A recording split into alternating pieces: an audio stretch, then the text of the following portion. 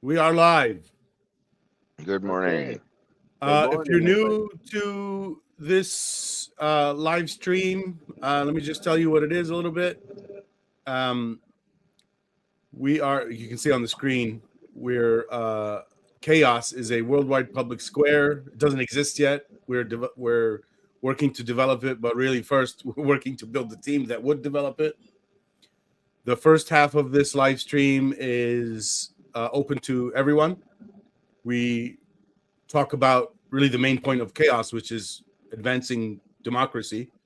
So those are the topics: democracy and the lack of it. And the second half is an internal meeting, and whoever's on at the time could stay if they wanted to watch what we're doing and potentially get involved. But really, it's an internal meeting, and that's about it. No new people are with us today. Yeah. What we have is the people that have been with us all the time. Me, Brian, and Edward. Brian's the founder. Do you think it's because we do this too early? I got an email from, well, we all did, I guess, from what was his name, Steven. And I was hoping he'd be here today. He was asking about the agenda today, and then I was It thinking he might be would too show up. early, yeah. I'm wondering if we, yeah, I'm Between wondering too if we, early and like I said a couple of weeks ago, running on a Sunday morning. I mean, yeah, we have a lot of people that are probably potential viewers that are in church or getting ready for church. They're not going to be able to watch and jump in and yeah. ask questions and things like that.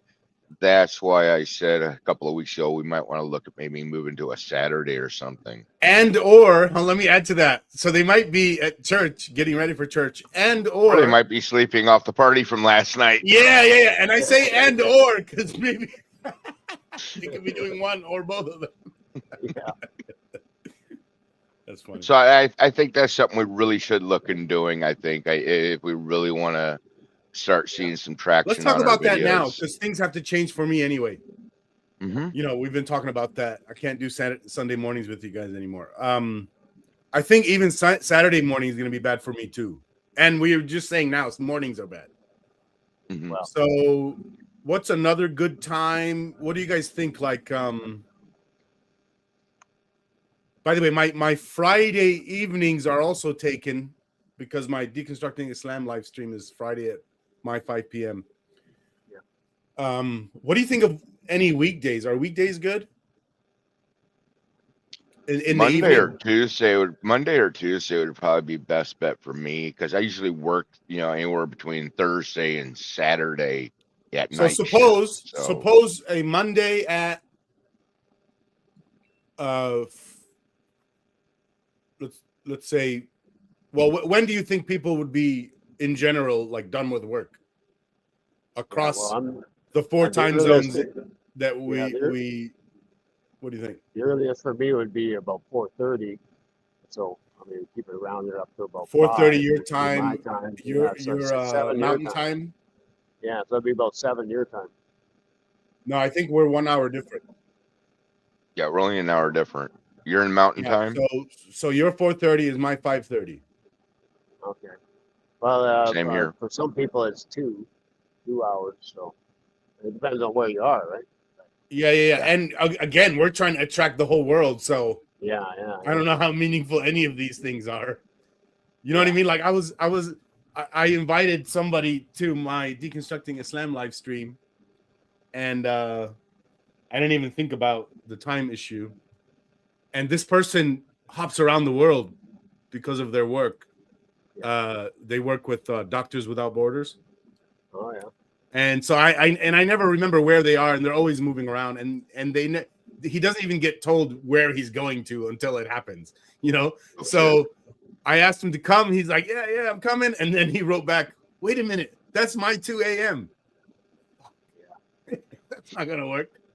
Yeah, see, that's the hard. I mean, we've got, excuse me, we've got to realize, I mean, we're wanting to go worldwide, but at the moment, I think we're wanting to stay in the Western Hemisphere until we really start getting traction. I think in our situation. I do know, like right now over in the Mideast, for example, Iran, they're having a complete internet blackout. Yeah. Because Yeah. of the civil disrest and that going on over there. So they don't even know what the hell's going on in the world. Well, And we've got very limited information coming out of there.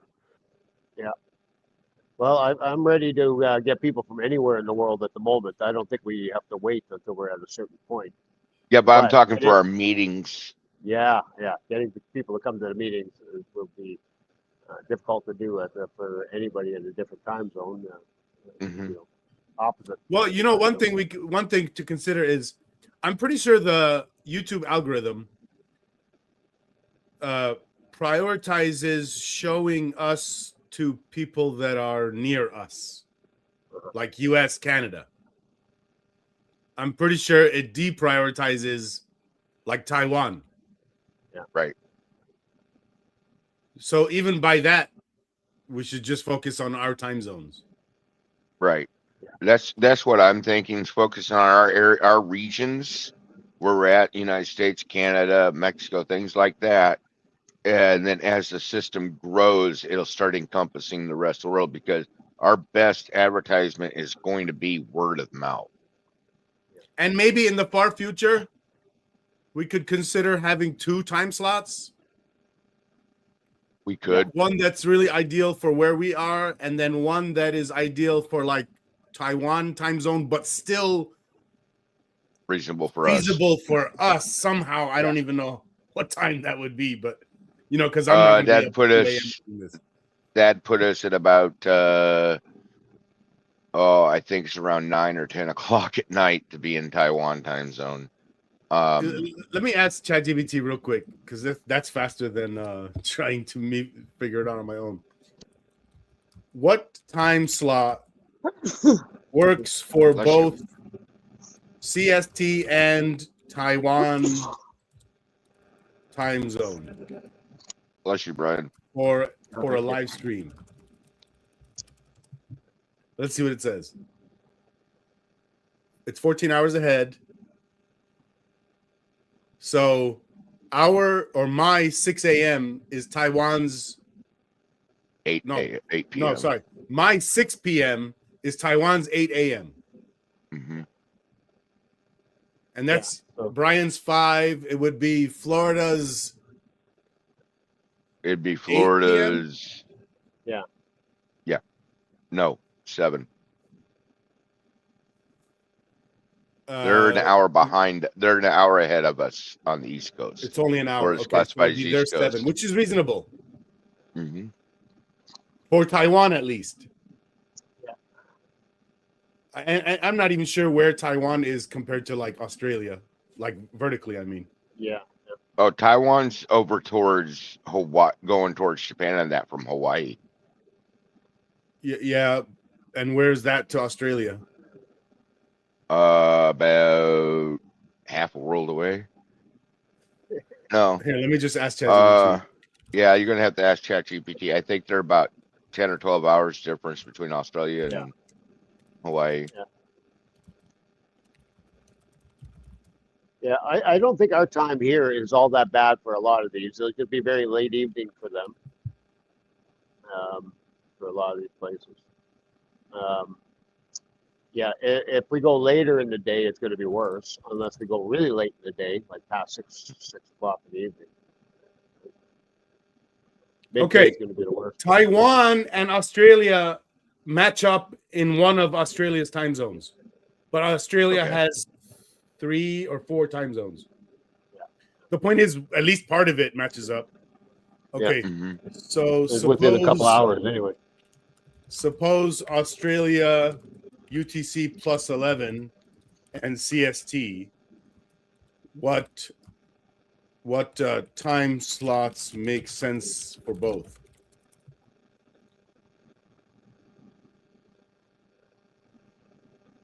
Okay. So what did we say before? My 6 p.m.? My 6 p.m. is that Australia's time zone's 11 a.m. That's perfect. 11 a.m. Yeah. So I think our best bet would be looking at like around 6:30 Central Time, and basing our meetings around there within like half hour to an hour. Yeah, we could do something like, you know what? We might split it up this way so that it's not extra work for us. We could do alternating weeks. Yeah. So it's still one a week, one for one hemisphere and one for the other. Yeah. Well, not really worth thinking about it yet until we have the people on. No. But I like that we found the solution already. Uh, Because I was already hating 2 a week in my head while I was saying it. But every other week works. No, yeah, that would work. Yeah. That makes a lot more sense. Yeah. Well, since nobody else is here, should we get into meeting topics? No, Might as well. I suppose. Yeah.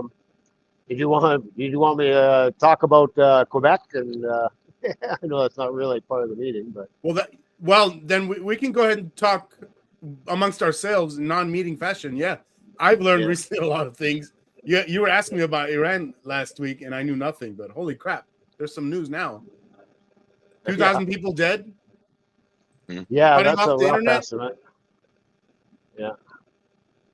Yeah, that's It's a a rough full-on estimate. revolution. We have no idea, really. Yeah. Well, A lot of people sit there saying we need to do the same thing. it's slowing down now, and it's it's a weird situation because the people outside of Iran are all asking for Trump to do something. That plays into what Israel wants as well. Israel would like Trump to go in there and bomb the hell out of Iran, but like not the civilians. Okay, I got a question for you then. Yeah. Is there a instance where the U.S. helped a country free itself from a dictator, and the U.S. didn't fuck it up for them anyway? Yeah, I know. That's the whole There thing. isn't even right? one. Yeah. They install a U.S. puppet. Yeah. They do things like, all right, we're bringing in our companies and taking over your oil and shit. Is there one where the U.S. really helped and they didn't do those things? No. I recall. keep wondering. The only one that kind of maybe we'd have to look up the history because I don't know exactly what happened there. But what's it called in southern South America? What's it called there? Way down Chile. Mm-hmm. I think maybe now things are getting better in Chile, and America stepped in and they did something. And so I'd have to look at the history. What exactly decade? What happened? Oh, like in the 60s or something. 60s, 70s. We didn't install a puppet and we didn't fuck them over. There was a bad government in there, and I'm talking off the top of my head here because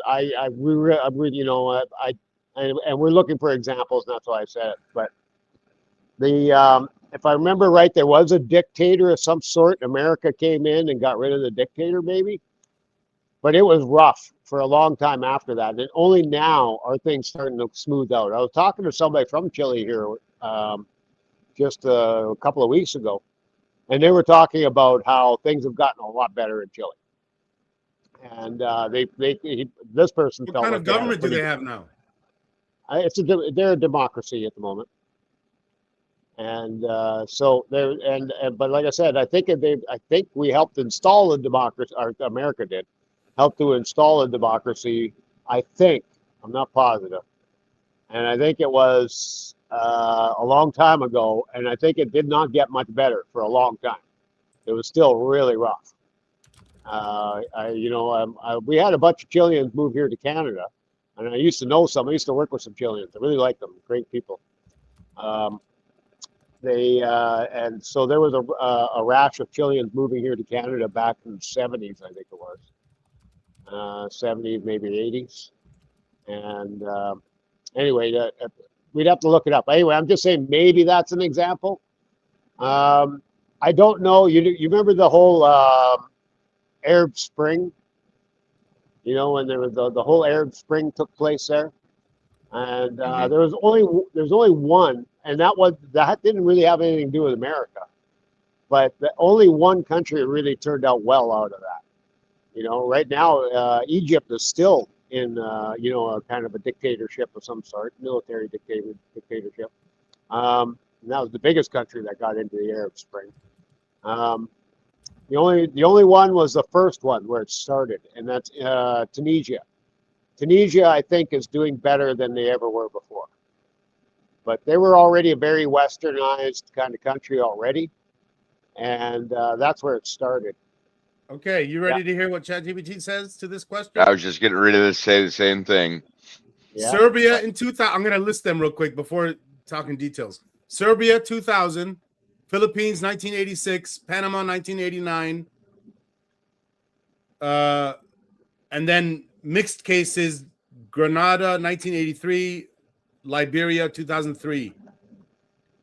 Let's look at the first. Let's look at the first three with details. Serbia 2000. I can't pronounce this word. Milosevic. The U.S. supported democratic opposition and Milosevic and election monitoring civil society. Milosevic fell. Serbia did not become a U.S. puppet, and it moved imperfectly toward competitive politics and freer civil life. I wonder if U.S. attempted and failed to do it. I don't know. And then, so that was the year 2000. Now we have Philippines 1986, Marcos. The U.S. ultimately pushed Marcos out after the stolen election crisis. Successor government wasn't a U.S. puppet regime, and the country returned to democratic elections. Again, imperfect, oligarchic, but not installed for U.S. companies. Okay. Panama 1989, Noriega. The U.S. invaded and removed Noriega. Panama then had elections and civilian rule. You can argue about the invasion's legitimacy and civilian harm, but the post-Noriega state was not simply a corporate puppet dictatorship, and Panamanians didn't end up under a new dictator installed by the U.S. Now, see, I can come up with a situation you're dealing with AI. This is a prime example. I did an AI search on my own while you were doing yours, Rami. And according to my AI, which it took a couple minutes to go through the system here, what's it saying? Most instances where the U.S. has been involved in a regime change have resulted in unintended consequences and worsened conditions.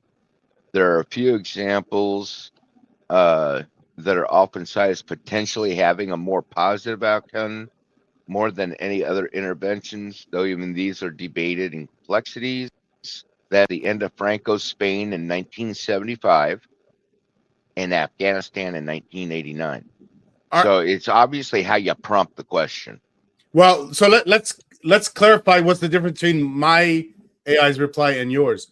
It sounds like your AI's reply is saying, "Oh yeah, there were some bad outcomes, but it was all unintended consequences."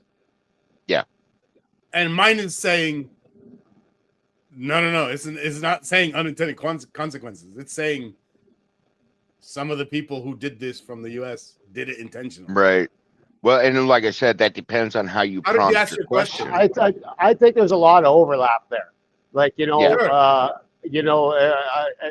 on both sides, I think, you know, not Rami, what you were saying there, what you said, it sounded to me like there was unintended consequences there too. Well, it could have been unintended the other way. Imagine the U.S. was trying to install a U.S. puppet, and unintended consequence was that failed. Yeah. See, it's like the question I asked my Chat GPT, or rather my personal chat system. Has there been a time where America helped the country overthrow a dictator and not make things worse for the country the U.S. helped? Okay. And that's the answer it came up with. Mine's more specific. I said, is there a case where the U.S. helped the country remove a dictator, but also didn't install a U.S. puppet that allowed companies to reign free such that it wasn't good for the local population? So in my question, I was putting in the fucking over More part, intentional detail. fucking over part. Mm-hmm. And even see, in these that's- situations, though, I mean, it's only mentioning a few kind of, half-assed decent outcomes, but there's a lot more interventions than these. And so, overall, it doesn't work out most of the time. I think, Yeah, I think it's either of these kind of state that. well, that she says, like in mine, I mean, it highlights that in the response, the very first paragraph, it came up with, this is a really complex question, and the short answer is, it's incredibly rare, and there's no universally agreed upon example of a successful overthrow of a dictator where the U.S. definitively improved the long-term situation for the target country. Yeah. I think that's a pretty So, standard kind of answer, I think. mm-hmm. And that's what makes it so iffy every time we see more, the Venezuela, because I feel for the Venezuelan people, man. Like a lot of them are So do asking I. for an intervention. But I just don't know if that's going to actually help, right? And then the same thing with Iran right now, right? All the people in Canada, all our Iranians in Canada are begging Trump to go in and do something, right? But it's iffy whether or not that's going to actually do any good, right? Right. And But that goes back to one of the things where when I was growing up. I mean, one of the biggest arguments. Of course, I grew up right there towards the end of Vietnam, and that, one of the big questions that was always popped up while I was growing up, though, is like, when did we become the de facto world police force? yeah, How did the United States become the de facto? It police became that way for when all we were these the only countries? superpower. Yeah, it's right after the Second World War. That's when you became the de facto. Right. And But it's a we were valid fighting question. communism. Yeah. Yeah. But Internally it's a valid. too. Yeah. With the what are they called? Fireside chats and McCarthyism and The McCarthy trials. Which is, man, that shit's evil. Oh yeah, it was, and we're actually almost in the same situation right now. To turn on other U.S. citizens. In a way where I saw some of these images. There's a U.S. citizen on a table having to answer questions. I don't know if it was senators or somebody's asking the questions. Usually it was senators. And it's like a whole room against one person, and they're like, "Do you agree with communism?" As if the answer is yes, then you're bad. Yeah. Now, question for you, Rummy. Question for you, Rummy. Do you see something similar going on right now? Think about it with the immigration process and all that. It's the exact same thing. But be more clear. Tell us asked. What the link. Well, the link is plain and simple. We are being asked to turn against our own people in the country, whether they're here undocumented or not. These people are in the country. A lot of them have been helping the country economically between working. They're still paying taxes, even though they're not getting the benefits and that, all this stuff. But we have to turn them in because it's bad. Oh, more generally, for the country. I've actually talked with you guys about this. I think I saw a Twitter post by Homeland Security Department of our country, U.S. Mm-hmm. And it was very short and very polemic, like very marketing style language. And it said, and it was referring to immigrants, so I guess non-citizens. If you are a terrorist or I forget the second category, and then the third category was, I think communist was in there. I'm not sure, or something similar, like New World Order or something like that. Then we're kicking you out. Yeah. Mm-hmm. Because you agree with an idea? Yeah. Mm-hmm. And that's where even the term terrorist, it falls in this group because remember, the U.S. constantly, and not just the U.S., the British does this, maybe Canada, I don't know. They will label a group as freedom fighters, and then later, we're not aligned anymore, so now you're terrorists. Yeah. Yeah. Fuck that evil shit. These are really difficult lines to draw, You know, Mhm.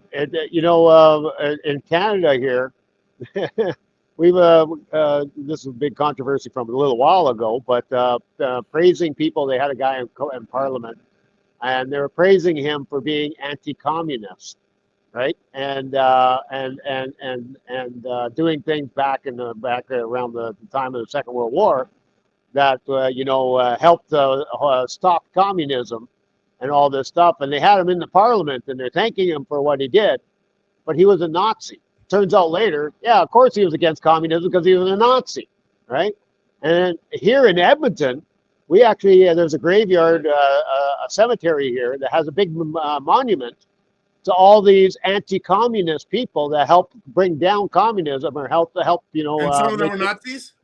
They were all Nazis pretty much, yeah, and they're all proven Nazis. But it's not, it doesn't say that on the monument, right?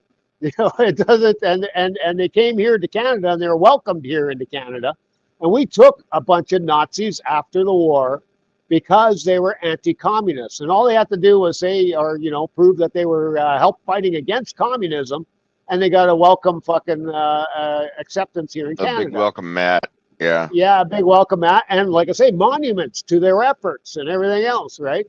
Look, So I want to be clear. So even the word Nazi, and let's go ahead and throw Muslim in there too. yeah, If somebody says I'm a Nazi or I'm a Muslim, that doesn't necessarily mean they hold the values that that most people think of with the labels Nazi and Muslim. As an example of me, when I was a Muslim, I didn't hold all those ideas. I didn't even know about them. That might be true for Nazi label too, especially given that there's the neo-Nazi label. Oh yeah. Which, from what I understand, they're like taking out the bad shit. Similar to there's something called progressive Muslim now. Yeah. It's really watered down and take out all the bad stuff. I just found out makes it not even a real thing anymore. But there was a couple of groups or parts of the SS that were Muslim. I don't know if you knew this, but there were Muslim Nazis. Well, they had some look. So the what's his name? I forget his name, but the then leader of the shit. I don't even know how to say this either. This was in the 40s, 30s, maybe. During World War II or right before it. Also, I think just during it, there was big meetings between Hitler and the head of the religious people of Palestinians. Yeah. Okay. Not the political leader, I don't think. Yeah. Well, they had a lot in common. They hated Jews, and they liked each other. And Hitler's known to say, "Oh, I like the way Islam works." Yeah. Because it's like very, I don't know, physically strong, like violent. Yeah. And its position. And I'm not saying this about Muslims or even that Muslims were like this in the 1940s. But like, if you look at the Quran, which is 1,400 years old, it says very bad things about Jews. Oh, yeah. And I think that's the part that Hitler liked, Oh, yeah. They were friends. And I could see some of the SS or Nazis in general becoming Muslim. By the way, a similar version of this is really interesting. So you guys know a little bit, I'm sure, about the Mongols, like Genghis Khan. Yeah. We're talking like 1100, 1200 AD. Something like that, yeah. So he's invading West. And it's the first time they have it's the first time they're able, or anyone is able to travel quickly on horseback with a whole army. Yeah. And they kept going west. They eventually got to the Islamic Empire. They sacked Baghdad in Iraq. Islamic Empire basically fell at that point. The Mongols turned Muslim, stopped invading, and went back east, bringing Islam east. So the Mongols, or Genghis Khan's philosophy, loved Islam. Yeah. Just like the Nazis did. See, the thing is, and please correct me if I'm wrong, Rami, because you are an ex-Muslim. When it comes to the Muslim situation, I mean, as I see it, it's kind of like this Christian nationalism stuff, where it's like you've got to believe what we say or else, and they cherry pick their basis out of whether it's whatever the religious text is. Yeah. So, did you finish your question? I could answer. I'm ready to answer. Well, unless... you go ahead. Okay. I mean, that's how I'm seeing it. So something to understand about Islam, and I think all the religions, I think it's all the same. Inside the religion, they make it sound like, well, this is the religion how it was when it started. I don't think that exists for any religion. Every religion evolved, including Islam. That's why there's 72 sects. And there's no current version of Islam today that mimics exactly what Islam was on day one. Every one of them evolved. They're adding things, changing things. So since day one, there's been cherry picking. Mm-hmm. So all of it is cherry picking. All of it. Same with the Christian religion, all that. Yeah. I'm sure. Say the same about that too, and that's what I'm getting at. I mean, you look at the history and that you can plainly see the pattern. Oh, well, the Bible or the Quran or whatever, whatever the texts are. Oh, they say this. Oh, well, let's latch onto that and throw it in everybody's face. Let's be even more clear. Even when the Quran became a thing, like a document that carried over into time, well, let's be clear, and I'm pretty sure this is true for every religion. When the Prophet died, there was still no Quran. It was not written down. They decided to start writing it down later. And there is actually recorded history about Islam that there were many versions. And then one of the Muslim dudes said, this is bad. We need to have one version. He burned a bunch of the other versions and kept one. That is cherry picking by definition. Same thing happened with the Christian Bible. Same thing happened in the Christian Bible. Very similar. When the Bible was written 12 to 20 years after Jesus' crucifixion. I heard it's 300 years. 300 years. Excuse me. Yeah, you're right. I heard it this way. There was no mention of Jesus Christ until 300 years after his supposed birth. Mm-hmm. I don't know if that's accurate. I heard somebody say this. I'm not a historian. Right. Well, somebody was mentioning it, but no written mention. But there was no written record. When it came to the Christian Bible, that was actually put together by the Pharisees out of all these thousands of scrolls that they classify as books. And they're like, oh, well, we need this one. We need this one. There is over 5,000 scrolls that can be used in the Christian Bible. And they chose, was it 20 of them, 30 of them for the Bible? And they're saying, this is religion. You're missing a lot of the context. You're missing a lot of information that sits there and can either sit there and agree with it or debunk it. We're talking about religion now, so let me say in one point. This comes up all the time in my discussions with Muslims and ex-Muslims. Give me a second. I'm going to shut off my camera. I'm going to make me some more coffee, but I'm still going to be listening and talking. Okay, cool. What was it? We were talking religion. Yeah. I lost. We got wide into it. We were discussing dealing with how many different scrolls had been used to put the Bible together by the Pharisees and things like that. It was a tangent, and now I'm lost. Yeah. Oh. I'll remember it. Yeah. What was it? It's going to drive you so long until you do, don't you? I know it was good. Yeah. Well, anyway, yeah. When it comes to these religions, there's a lot of different stuff out there. There's other versions of the Bible that what do they call it? The Gnostic Bibles or something like this. Oh, I remember now. Versions. If you're willing. Yeah. Go ahead. So, oh man, did I lose it again? I wonder if it's for the coffee, man. Does caffeine make you forget shit? Usually it wires. Well, it could be. I mean, your mind's going a mile a second when you put caffeine to it. So I have a little bit of a headache too. Oh, I've never heard of caffeine causing a headache. I've heard lack of caffeine will cause a headache. I think it was before that. That's why you see me doing this. It's the tension headache from like the trap muscles and stuff. Yeah.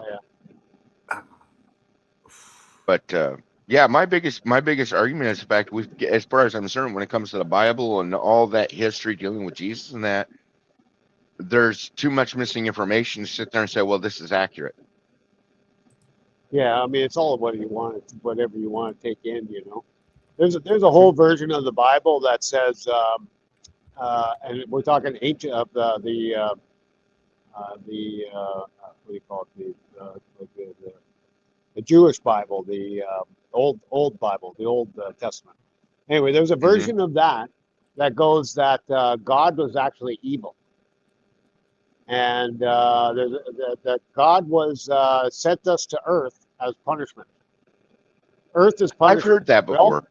We're all from heaven. We all came from heaven, and as punishment, He put us on Earth. And yeah. I remember now, living and this hell. time I wrote it down so I don't forget it as I'm trying to say it. Okay.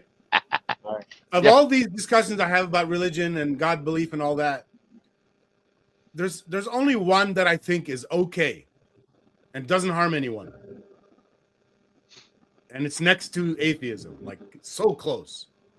And without saying the word, because maybe some people don't know the word, but imagine there's a God, but he does not interact at all with humans. Mm-hmm. Sounds that familiar. One is fine. I don't think that's going to harm anyone. That's what we got going now.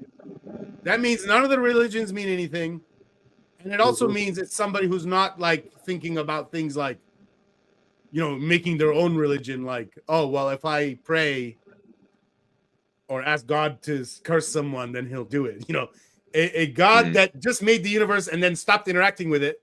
That's basically almost like it's functionally the same as atheism. Pretty much. Yeah. And that's why you have somebody like Einstein being okay with saying something like God, you know, it's that version. Right. Yeah, he's not thinking it's a God that intervenes on daily life. Yeah, so that's called deism. Yeah. Which is what we've got going on when you think about it. I mean, every time you think about it, and Brian, I don't know if you're religious or not, and that's none of my business. I call myself agnostic.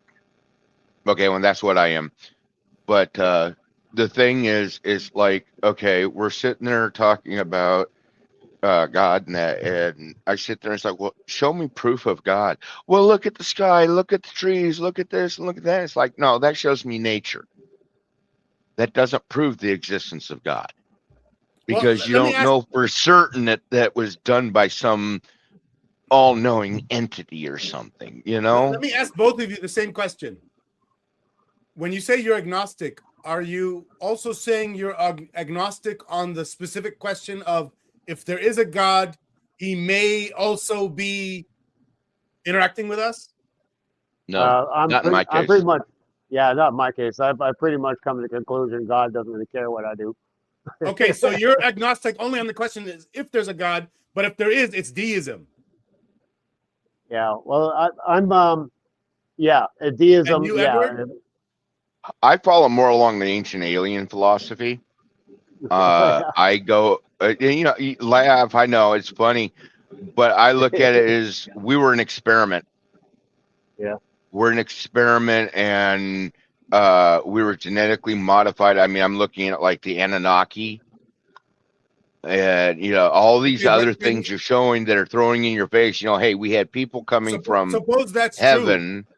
Suppose that's true. Are you saying there's also a God that made the universe that doesn't interact with any of us, including the aliens? Or you're saying no? I don't think there's a specific God. I think that it, like I said, I think we're an experiment, an alien experiment. Okay, that I sounds think that consistent with we were what genetically Brian manipulated. said. We were genetically manipulated. And I also looked at the fact that it's not one being, it's multiple beings. So we can't sit there and say one person. Like the ancient Greek gods? Yeah. Okay. Yeah.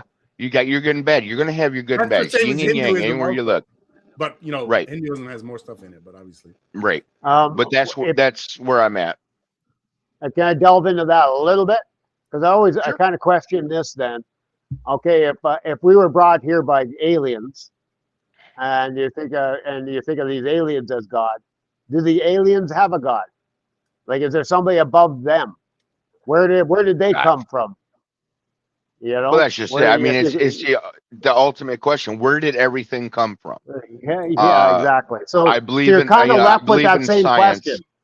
Yeah, but I'm saying I that kind of that's like a step, but you still have the bigger step of where did everything start, right? Yeah, by the So way, in my view, I think there's no God.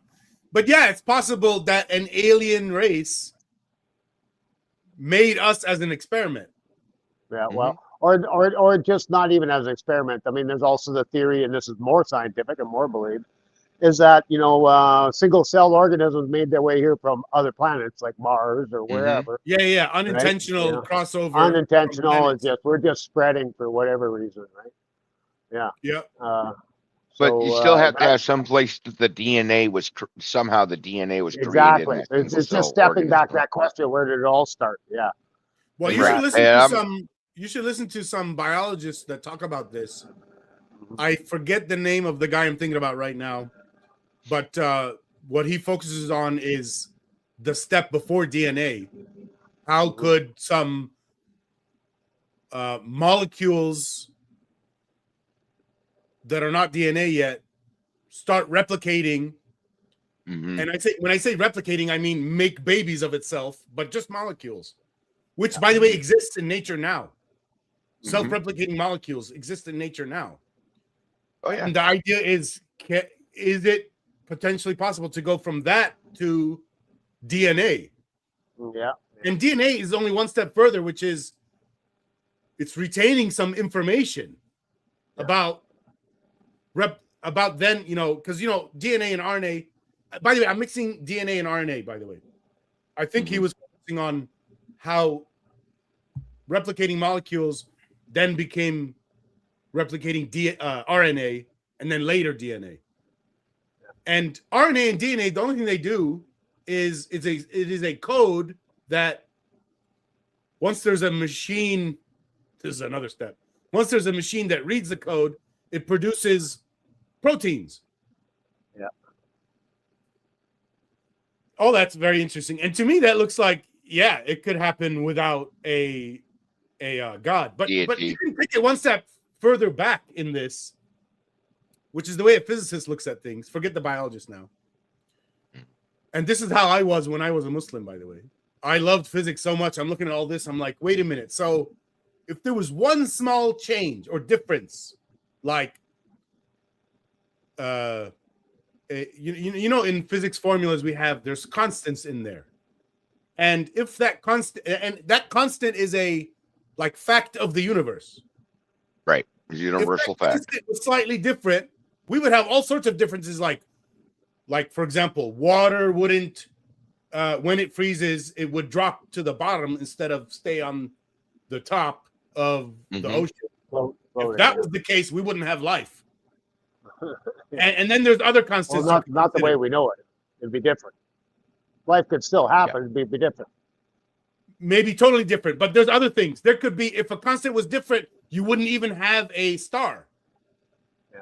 And by the way, if you don't have stars, you don't have life, because the whole Yeah. universe would just be hydrogen and maybe helium. Right. You got to have that matter. So then the question is, how could everything be so perfect, the universe constants, so that Yeah. we end up existing? Well, even that question, well, how do you know God made it versus it's just there? Because the same thing could happen. The same line of questioning applies to God itself. Well, why was God there in the first place? What made that manifest? Yeah. Mhm. And then Let the me way they tell you reply my is, he's constant. Well, universe is constant too. let me give you my little bit of God thought here. Mhm. I go into consciousness, and so I tie that the whole God question into consciousness a great deal. I'm what they call I have my own version of panpsychism. I don't know if you guys are familiar with panpsychism, but that's kind of the belief that there's a little bit of consciousness in everything. But where does our consciousness come from, right? And it deals with that question. And so a panpsychist believes that if we start going down the scale, like I think we can all assume that cats and dogs are conscious, but their consciousness is different than ours. We have no idea what it's like to be a cat or a dog, right? But I think we can all, consciousness. I can't even know that you guys are conscious, right? It's impossible to measure or to know for sure. We only know ourselves that we are conscious. We cannot really prove anybody else. We don't even know that well our own consciousness. Yeah, we don't know it at all. Being, and even further, like a whale. But we just know it's there. We can know we have our own consciousness, but we cannot prove that. I can't prove that you're not like working like a robot with no real consciousness because you're acting the same way, right? So anyway, and that's why it's going to be so hard to tell when if AI ever develops a conscience. It's virtually going to be impossible to say it for sure, right? So anyway. Can we talk about AI now, or finish your thought first? Well, let me finish my panpsychism thing. So if we look at smaller, simpler and simpler entities, so we know that I think it's pretty common that everybody thinks that a dog has consciousness, right? Well, does a fish have consciousness, right? Or an ant. Or an ant. So we work our way down through the scale. Organism. Or a single-celled organism, yes. So in panpsychism, we kind of assume that they all do, but it's a different kind of consciousness. We cannot imagine what their consciousness is like. It's obviously a very simplistic type of consciousness compared to us. We are more complicated in our consciousness. So even when we get down to inanimate objects, like rocks or, dirt or whatever, there might be some element of consciousness there, whether it's animated in any way or shape or form, or even just stagnant, doesn't do anything, but there's an element there. Whereas when you put enough things together, you get a higher form of consciousness. Same with AI, by the way. So if you look at today's best AI, we call them LLMs. Yeah. And then if you look at the generation of AI right before LLMs, and I think that generation of AI, first of all, doesn't get the name LLM because it's not that. And it doesn't have a particular feature, maybe more than one. The main one, I think, being neural networks. Yeah. But we still call them AI. They still did things that we call AI. Yeah. But with this extra step of neural network, now we have these LLMs, and what we're experiencing with these things, like ChatGPT. And I want to say something about it. First, I think it's not conscious like us. Yeah. But according to your definition, it has a level of consciousness. Yes. Now I want to talk about my use of the AI, and I mean recently. Dude, I'm getting more and more impressed because all right, you're taking me off topic, though. You're not allowing me to finish my thing. Go ahead. What? I kind of want to give my little spiel about what. I thought you were finished. Go ahead. Sorry. I haven't gotten to God. I got to get to the God part. Okay. Okay. So Gaiaism, they call Gaiaism, there's God in everything. We're all part of God. So I'm kind of in that realm. Panpsychism kind of gets into that realm. So if everything and we're even talking inanimate objects, have some element of what we would call a consciousness, right? And if it's you put together the right kind of elements together, you get more higher levels of consciousness, right? Like what we have. Okay, now we're going to tie this into space and everything else.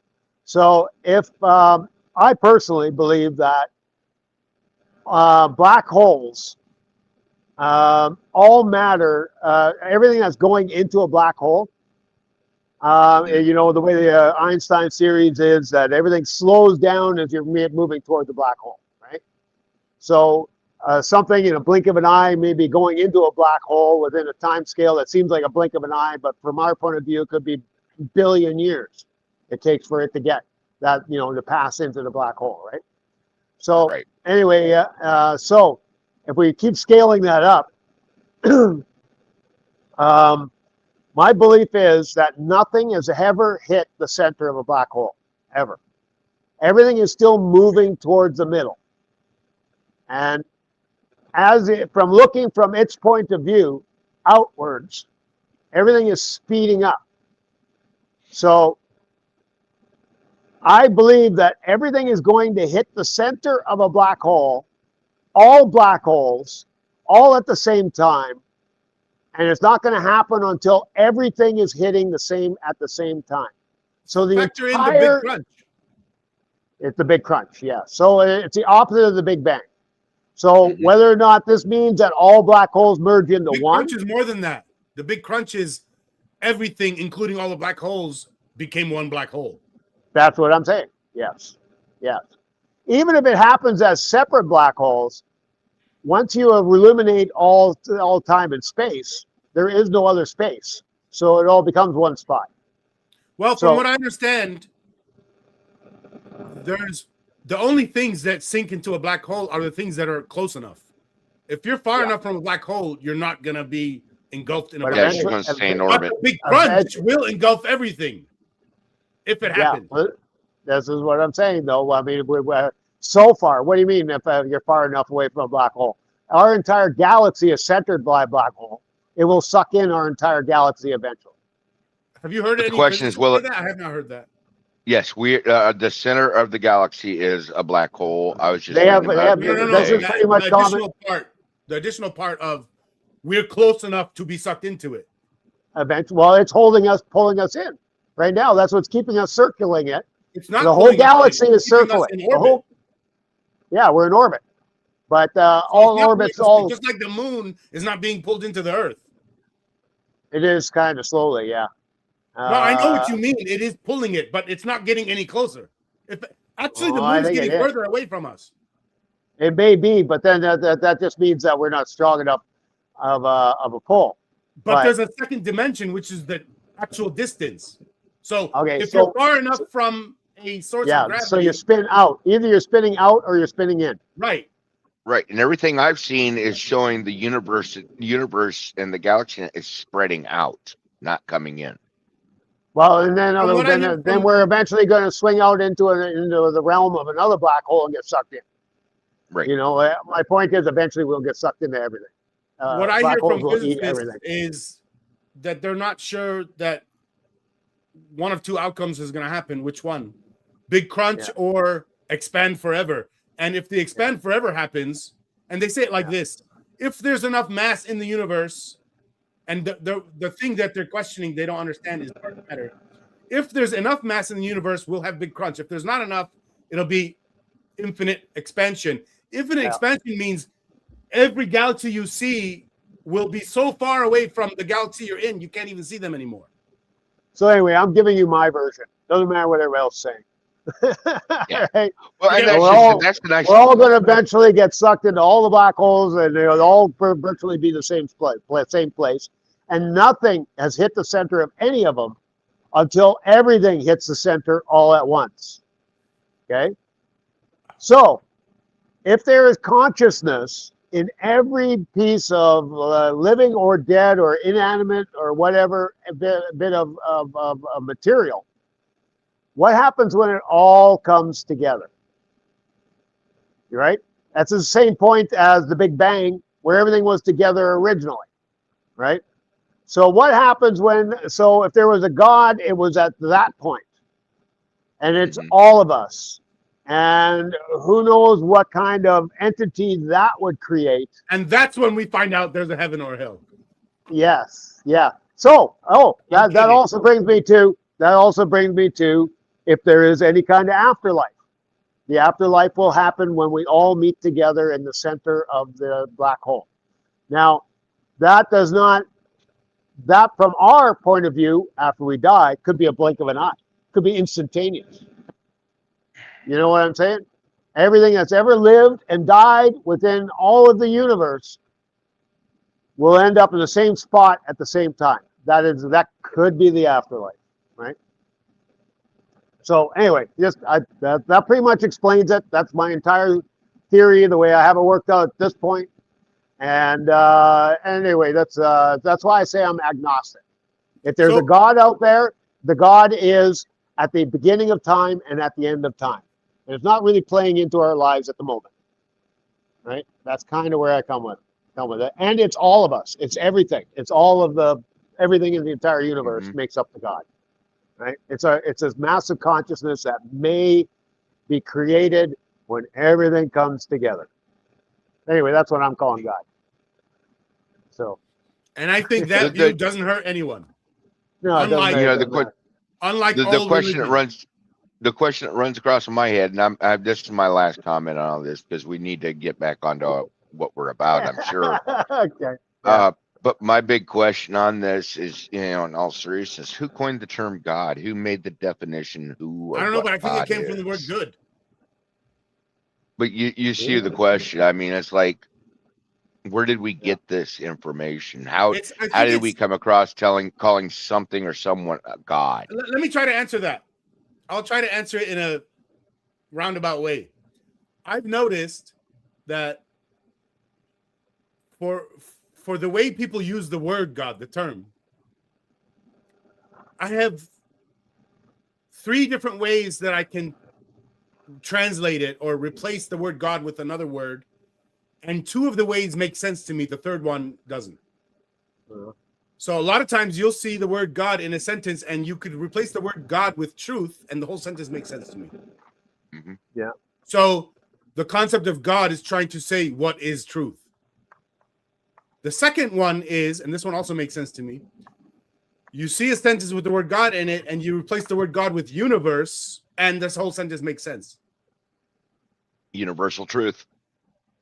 Well, the universe, physical reality, and truth as a philosophical concept, both of them, the word God is trying to do those 2 things. That makes sense to me. The third one, which I don't agree with, you'll see a sentence and the word God is trying to do a lot more than the first 2. Something like he's interacting with us, doing things, But saying God is truth and God is the universe, to me, those are both fine. But the third one is the bad one. And it comes back to that question dealing with anything now. What? It comes back to that question. Okay, is God a person, a being, or is it a figment of our imagination? What was the third one? Tell me what the third one was. Third one is the concept that God is interplaying with us and doing things. Oh, okay. And with the first basically, 2, that element is not there. Yeah. Okay. It's just saying God is truth. Like if you don't have a concept for truth, it makes sense they would make a word like or a concept like God. Yeah. And especially, and those 2 things are linked. Truth and universe, those make sense together. Physical reality, what is it? What is it really? But then truth goes more expansive. It's truth about anything and everything. Like even philosophical claims or how stuff works, independent of physical reality. So like the truth version of the definition is more expansive than just the universe definition. But then that third one is playing around with stuff like, God chose these people to be the chosen people. Yeah. Or God favors Earth over some. That's where all the bad stuff comes from. I agree with you there. That's where all the bad stuff. I don't think anything bad comes from the truth definition or the universe definition. Yeah. Right. I think the reason why we come to this whole thing about God or gods, because there's some is plural. I think it's all about search for meaning. I think as soon as at some point where we develop consciousness, we've developed this search for meaning. I think the 2 are intertwined in a way that we just can't. There's no separating them. So that I think they're very much connected. And that's part of my agnosticism is the fact of that's all we are. That's all religion is. It's looking for meaning. We've always questioned what's our purpose for being here. What's our meanings? I think we're looking at things the wrong way. I don't think we should be looking at what our purpose is or our meanings is. I think it's a case of we should take the moral standings and push them. But at the same time, I don't think we should be looking for, well, what's our purpose? What's our meaning? Who says we have to have a purpose or a meaning? Yeah. And that's where I fall into mine. Now, like with my ancient alien thing, we were a genetic experiment for labor. Yeah. Okay, we had a purpose there. Yeah. Go ahead, Rami. Yeah, you want to say? All right, I'm asking ChatGPT, and I asked for the etymology of the word God. And while I'm asking this question, I also recognize there's other languages who have similar words. So you'd have to ask about it in every language. But anyway, in this language, it goes back to a concept of Christian God, but even older also, it said the word uncertain. Old English. So I asked, what do you mean about that? And it says, we can trace God, the word, confidently back to Proto-Germanic Gouda, because it appears across multiple early Germanic languages. But before Proto-Germanic, linguists don't have a single agreed upon Indo-European root for it. The main proposed origin is that Gouda comes from a Proto-Germanic verb meaning to invoke, call upon. So a god would mean the one invoked. That proposal is plausible but not proven. What do you mean by invoked? What the hell? Sometimes I feel like I have no clue what it's saying. Called on or appealed to. Okay. We're appealing that means to asking those God for things. Yes. Right. We're appealing to physical manifestation, so that's how it started. One way or another. What's this have to do with uncertain? Because when I asked for clarification, I would think he'd use the word uncertain again. Since that's the word it used. Oh, that's what he meant. It meant that linguists are uncertain of the invoked part or anything about it. So nobody knows. Mm-hmm.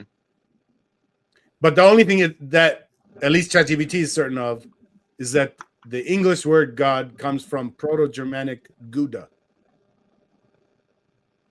But what's uncertain is why Gouda had that meaning. Well, the question is, what does Gouda what does Gouda mean? I mean, what is the actual definition in English terms of what Gouda is? I think that'll help clarify a little bit. I'm going to tell ChatGPT what I told you guys about the 3 variations of meanings. Truth, universe, or thing that I can invoke. Like, he's got a new word. He's excited. First, this guy.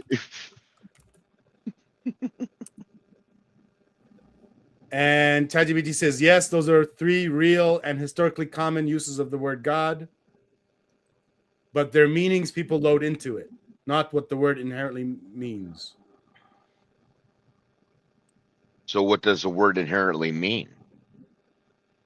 You know, there's so many questions you can ask on this. And that's how a lot of words are. We don't know how they started. And we don't know how they started anyway. Right. We don't know what their original intent of meaning was. So who's to say that any of us are wrong? Who's to say that any of us are right? You know, it's a philosophical question. Yeah. Anyway, we're an hour in. Let's get to business. Yeah. So we don't have a lot of business. What about StreamYard? Any progress? I'm set up on it. I'm investigating it right now. I should have something here today or tomorrow. I'm looking on how to actually control it and everything. Okay, so by the way, I started doing a new thing related to the calendar invites. I wasn't doing this before, but now I'm doing it because I found a glitch. I keep getting this glitch where my calendar invites system is deleting emails from the calendar invite. Ooh, that's not good. Yeah, and I noticed this because I tried to do it on my phone yesterday for the first time. And before I edited it, it said 14 email addresses. Once I edited it and added somebody, I expected to see 15. It now said 6. Deleting all the newer ones. And when I was using my desktop, It wouldn't do that, but it would like refuse to add in the one I added. And I noticed a thing. It's only doing that for a currently existing calendar that I try to edit. If I make a brand new one, I have no issue. And I'm guessing that won't happen when we switch to your calendar system. That sounds like a software glitch. Yeah. So what I'm doing now is I keep my own bucket of email addresses, and I guess we could keep it in this the meeting minutes document we have. So there's just one reservoir we have of stuff. But right now I have it in a spreadsheet. The point is you'd need access to the spreadsheet and the Google Doc to have everything related to KAOS and take over, what I'm doing. Right. And the thing could get very long, so I think it's worth it keeping it out of the Google Doc, the meeting minutes doc. And you might add more things that we need to keep track of, so you put it in that spreadsheet. Let me share that spreadsheet to you. What software are you using for the spreadsheet? Google Sheets. Okay. Yeah, I'm going to change the name to just call it KAOS Stuff.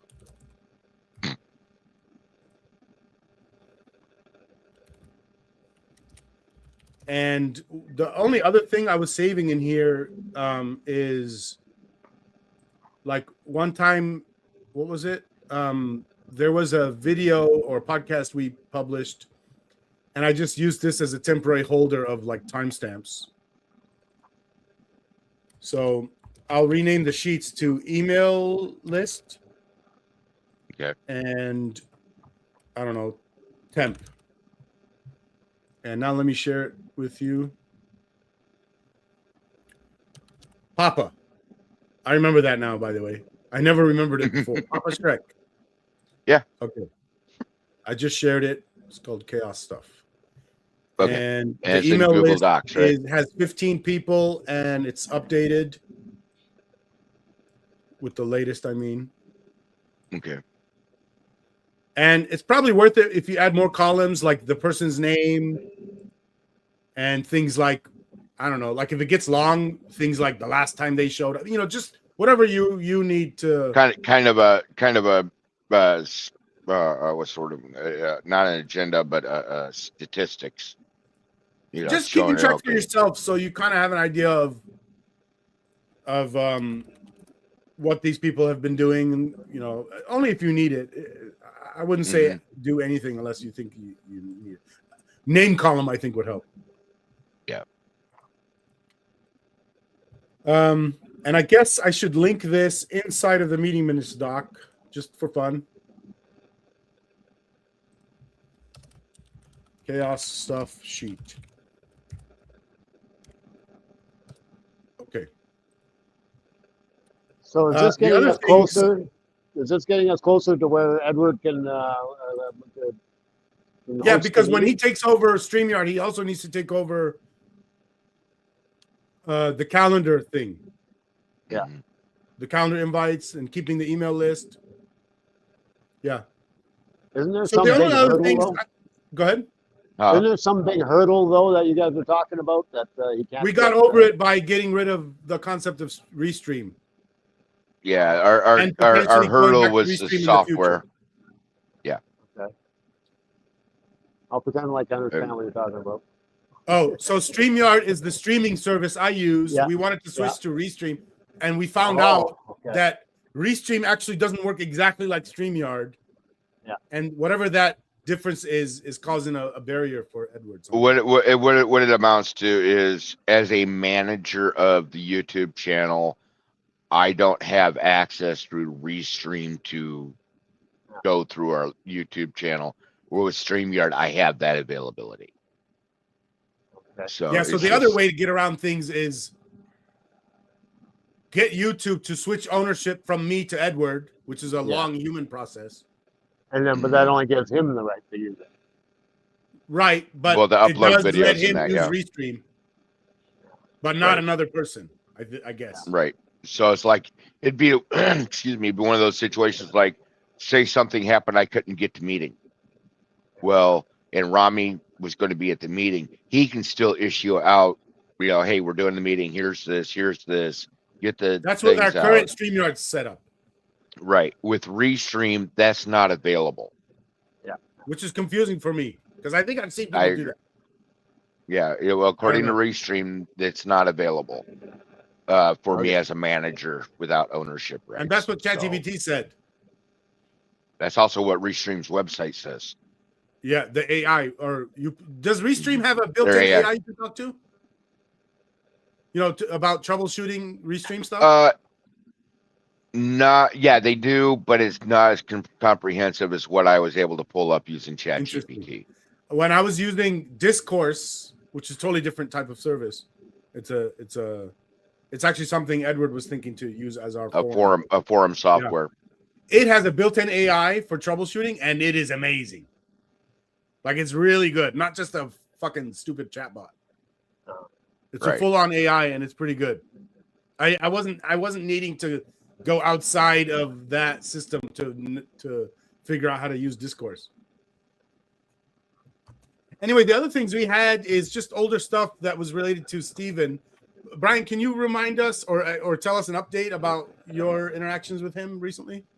Well, I haven't really had any other than that email that he just sent there a little bit ago. But yeah, I mean, we were supposed to get together and work out why this is important to you, as far as something that people would hit when they went on the website, kind of catch their attention right off the bat. Now, I'm still kind of at a loss as to where I'm supposed to go with that. Yeah, so I think I'll try to I'll reach out to him again this week and try to have a side meeting. Yeah, with him. I'm sure he's a very busy guy. He's doing a lot of things, and that's just the nature of things. You might, when you're talking to him, you might also want to ask him if there's a day that would work better for his availability for the meetings. Yeah. If there's a chance, if he can make more of these meetings, time in a day. So we're going to be switching. Ask him. Appropriately change. Out of everyone we've had, he's probably the most important fourth person, and maybe more important than me and Edward. I don't know. Yeah, I do feel like he could be really a good driver for us, and we need to think about how to move forward from here. What are some new tactics that we could use? A lot of what Steven said is the things we want to do and fix. I know, yes, and I agree. I'm really hoping he can get more involved, and so I'll bring that up with him. I'll see whether or not there's a different time that will work better for him, and maybe we can all work around for the live streams, right? Yeah, and also for your own private meeting with him. Yeah. Mm-hmm. Yeah. So I think I mean he when we talked to him that he was really big into wanting to be in the system and that I think we need to work with him on what his schedule helps so that we can he has a young child. Work them all together. In the background. One or two. Yeah, he's got one or two. So I'm sure he's very busy. Very busy. Yeah. So So we'll try to go ahead and reach out to Brian. I mean, he did send an email this week, and he still wants to. Obviously, he still wants to be involved and everything. So it's just, either these meetings aren't working at a good time for him or something, or we'll figure it out though. We'll see. Let's get back to that quick topic though. We were brainstorming what other time would work. So what did we think of Monday? My 6 p.m., which is you said after 4:30 your time. Yeah. So like 5 p.m. your time, my time 6 p.m. Edward's time too, on a Monday. Reasonable? I think Steven's in that same time zone as you and me, Rami. If I recall correctly, he's here in Texas too. It might work for him. So ask him if that works, and then we'll temporarily switch to that. Yeah. Okay, I'll shoot that one out. The only thing I would worry about is maybe that's too early for somebody, but we could switch it if we get more people on the West Coast. But somebody in California or someplace like that, would be like would be 3 o'clock their time. That's pretty early for most people. I don't think most. If we did 6 o'clock, that would be 4 o'clock their time. California. In California? 4 o'clock. Yeah, California's 2 hours ahead. That's 2 4 hours o'clock behind my me. time. Oh, okay. That's right. 5 o'clock your time would be 6 o'clock California time, or excuse me, 4 o'clock California time, 6 o'clock our time. But a lot of people in California are working past 4 o'clock. Yeah, that's my point. Yeah, they're working past 4 o'clock. So maybe more like 7 Yeah, p.m. my your time is time. better. Might 7 have or to. 8. Yeah. We don't have to worry about that yet, though. You know, if we have Let's to, see we'll what kick we're it back a week. let's see where We'll see if we Steven get some. stands and Yeah, we'll see where get California some stands, where it traction. falls into it, or when we do get somebody. There was one guy I was. I don't know if I don't think he's listening to these anyway, but I had one guy from California that seemed kind of hopeful, and he sent me. He told me that he could probably get me some maybe airtime on some local radio stations there and stuff like this, like talking about this thing. Anyway, he's an older guy, so radio was still a thing for him. Anyway, he said that he had a movie script he was working on, and he wanted to send it to me. And he doesn't trust email or anything like that, so he wanted to send it old school. So I gave him my address, and he sent me this thing. And boy, it doesn't look like a movie script at all. It was kind of a rambling, semi-coherent, touching on religion, but not that much. Like not specific. Have you ever seen a movie anyway. script? Yeah, but this was like memes. It was anyway, I'm not going to talk to him anymore because I don't think he's all together there. And when we were talking on the internet, he seemed to skip around a lot. So anyway, yeah, that was unfortunate because I don't think he's all together there. And so anyway, anyway, but hopefully we'll get somebody off the West Coast too eventually, as well as everywhere else in the world. But anyway, it was very strange what he sent me in the mail though. And I couldn't make heads or tails of what he was trying to say. I mean, that part on its own is weird. Hey? The part about wanting to mail it to you. Yeah. That on its own is weird. I'm sorry. I understand old school, but wow. Yeah. I mean, this is the computer revolution going on. I mean, everything's going to digital. Yeah. Anyway, yeah, it was kind of a bizarre whole situation there, but anyway, I hopefully he's okay. But yeah, we'll move on from that. So, anything else we need to discuss here today, guys? Or? No, I think that's it. And I'd like to stop and work on my stretching and stuff. All right. And I want to start cooking too. I like cooking. All right. Well, after I talk to Michael, Steven, I'll send an email and let you guys know if there's if you're pushing for any changes or anything like that. On the schedule. Michael as well, the guy that was at the last meeting. I was kind of hoping he might show up here again today.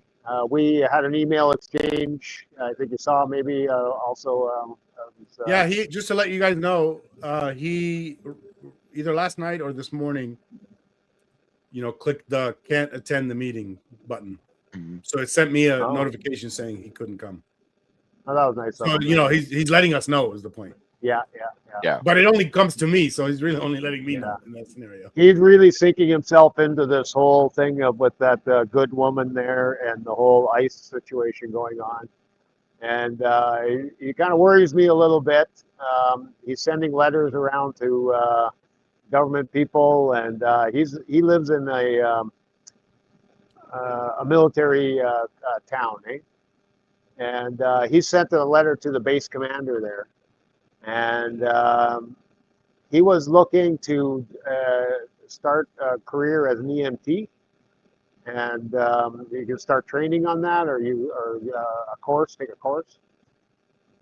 He'd been denied entry into the course now, so I'm really kind of concerned for him. I sent him an email. You think it's related to his activities? Oh yeah, definitely, and that's what he's saying. Yeah, and related to his activities. So I don't know. He's kind of a paranoid guy. Maybe it's not connected. Maybe they're just full, and they couldn't accept him or something. But I thought he had mentioned earlier that he had been accepted, and then now he's saying he's not. So, and he was saying it's because of the stuff he's putting out there. So, I was trying to tell him you got to work on a career. Like, you know, that's far more important. You know, sure, go out and save the world, but that's got to be on the sides trying to work on your career. You know. And that you gotta falls work under on that first. situation. Your actions can have unintended consequences. Yeah. And it's a reality, unfortunately. Yeah. Yeah. So anyway, I really hope for the best for him. I brought up maybe doing a podcast with him because he's quite a lively guy, and I was wondering if that would catch him. He was kind of interested in it, but he also said that he's not really capable of doing the technical side of it either. I was hoping he could do the technical side. But anyway, so I brought that up with him, and we'll talk some more about that maybe in the future. But anyway, I decided to fill you guys. I mean, it's not that hard for him to learn how to use StreamYard. StreamYard is so fucking easy. Yeah. Yeah, like I'm just going through it, looking at all the different controls. And you know, if he's willing to, and he said this, to be the backup to Edward for doing these meetings, it's almost the exact same thing for doing a podcast. Oh yeah. StreamYard makes it so easy. Yeah. So it's doable for him. Yeah. I think it'd be great in a podcast because he would. I think he's. You know, he did really good at attracting people to his sub. I think he's a kind of a meme generator himself to some degree. You know. I can tell he has a good marketing eye, and although when I said that, he goes, "No, it's not marketing. It's the term he's not liking, but the activities he does it well. I can tell. Yeah, Mm-hmm. Yeah, he's better than me at it. I think. Yeah, I'm no expert, and I don't know very much. I'm no expert. I'm all more technical. about marketing than me by a long shot. Yeah. I focus more on the technical side, so. Yeah. So anyway, I just thought I'd mention those things, and hopefully he does show up at the future meetings here. We'd love to have him. You know, he brings a good energy. So let's go ahead and end it here then. Yeah. Yeah. Let's call her a day. All right. See you guys next week. All right. See you next week, guys. Thank you. See ya.